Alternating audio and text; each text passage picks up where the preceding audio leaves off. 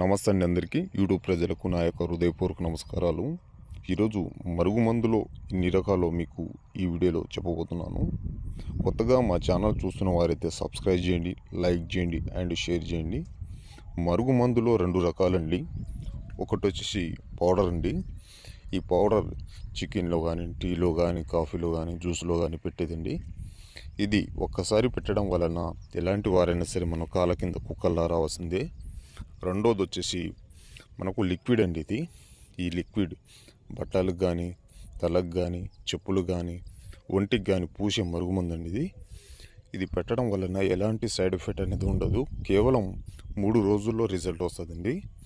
మనం చెప్పినట్టే వింటారు, మన చెప్పు చేతల్లో ఉంటారు. కొత్తగా మా ఛానల్ చూస్తున్న వారైతే సబ్స్క్రైబ్ చేయండి. దీంతోపాటు వశీకరణ పూజ అనేది చేయబడను.